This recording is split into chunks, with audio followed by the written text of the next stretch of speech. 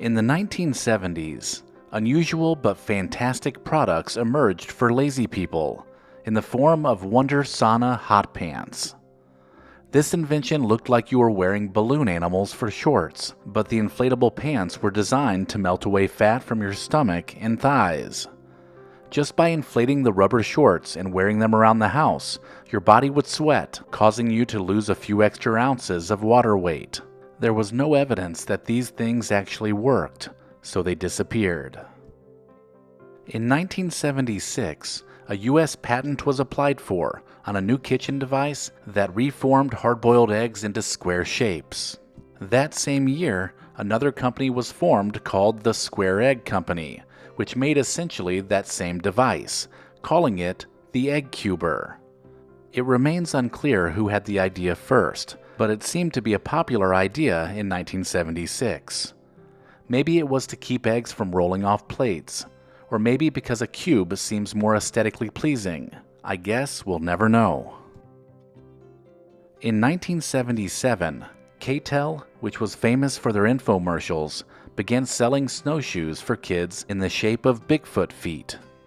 These ridiculous slip-ons could be strapped to your shoes and may have helped with walking in deep snow, but were more a novelty toy that allowed kids to make giant footprints.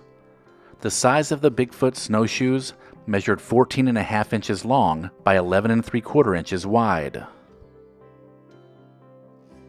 According to the packaging, the Presto Hot Dogger could cook 6 hot dogs in a record 60 seconds. The Presto gizmo did more than speed heat the Franks using electricity. They also skewered the hot dogs on the ends and gave them a curvy shape. The device even showed up on an episode of WKRP in Cincinnati, when Jennifer proudly shows off her hot dogger to Johnny. The best part of the Presto was how dangerously hot the razor-sharp spikes could get after cooking, and I can see why the device was discontinued. Launched in 1978, Mr. Microphone was a low-power FM modulator that turned radios into an early version of a karaoke machine. The invention was created by Ron Popeil, and the TV commercial featured his daughter and her boyfriend driving a convertible while using Mr. Microphone. The gadget was made to entertain the user and annoy pretty much everyone else around. It's pretty amazing he sold more than 1 million of them for $20 a piece, and he never thought to follow it up with Mr. Earplugs. Another Ron Popeil invention was the Smokeless Ashtray. This tiny device promised to suck up the smoke from cigars and cigarettes before it filled the room, and during the 1970s, Ron sold more than 1 million of these as well. This was a time when cigarette smoking was everywhere, and the smokeless ashtray seemed to solve a bit of a problem. Inside a house, in a car, or even on an airplane, this gem of a Christmas gift could make anyone smile. We talked about another K-Tel product earlier, but this one is probably just as useless. The Mood shirt had an oval on the chest, and it would change colors to match your mood, just like the fad mood rings of the era. During the 1970s, these shirts were the perfect solution for people who had problems saying how they felt. So this shirt did the talking for them. This shower hood from 1970 is one of the most baffling inventions yet. Meant as an extension of the standard shower cap, it covered your entire head, keeping your hair and face nice and dry. I suppose if you just had your hair or makeup done, you would want to preserve it, and that is where this invention comes in. I'm guessing this didn't last because people decided they could just take a shower before they did their makeup or did their hair. In the 1970s, Henry Smolinski and Harold Blake invented a flying car called the Mazar, which was a Ford Pinto with wings.